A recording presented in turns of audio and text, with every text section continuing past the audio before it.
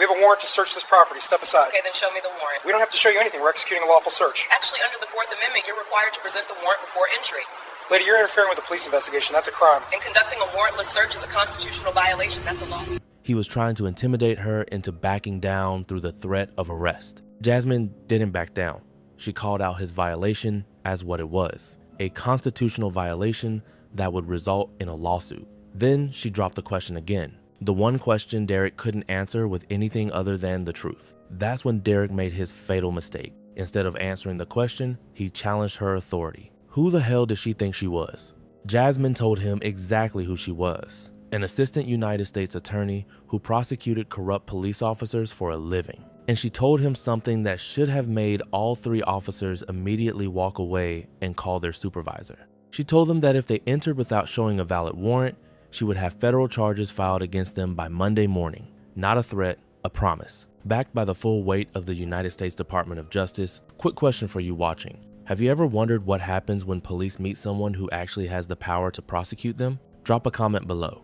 Derek froze. He looked at Chris and Rebecca. You could see the calculation happening. Were they really going to walk away from a search because someone was questioning them? Derek pulled out a folded document from his pocket. He held it up for Jasmine to see through the crack in the door. Jasmine told him to slide it under the door so she could read it properly. Derek hesitated, then did. Jasmine picked up the document and read it carefully, every single line. The whole time, the three officers stood in the hallway, waiting. It took her about 2 minutes. 2 minutes where she was analyzing every word, every date, every piece of probable cause listed in the warrant application. When she looked up, her expression had changed. She wasn't just asserting her rights anymore. She was seeing evidence of a crime.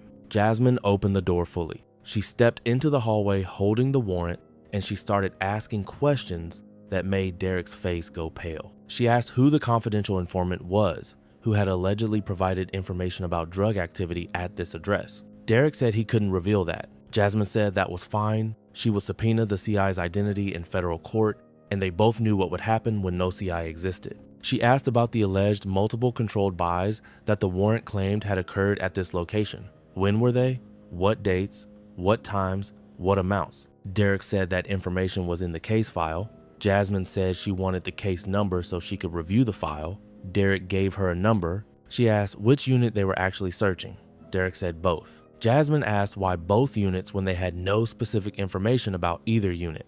Derek said the warrant covered the whole building. Jasmine pointed out that a warrant has to be specific about the place to be searched, and searching an entire building when you only have suspicion about one unidentified unit was a general warrant prohibited by the Fourth Amendment. Derek was sweating now, not from heat, from pressure. Jasmine asked one more question. She asked if the magistrate judge who signed this warrant was Judge Patricia Morrison. Derek looked at the warrant and confirmed that yes, it was Judge Morrison.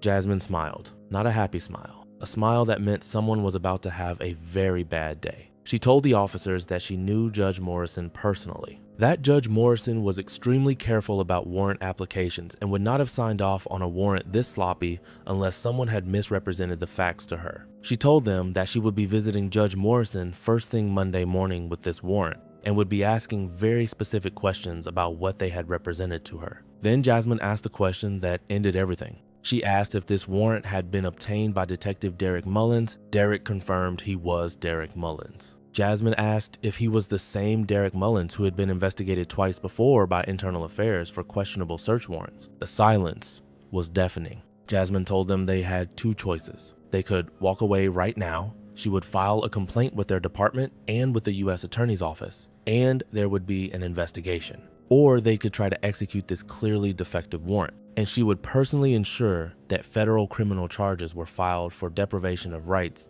under color of law, which carried a maximum sentence of 10 years.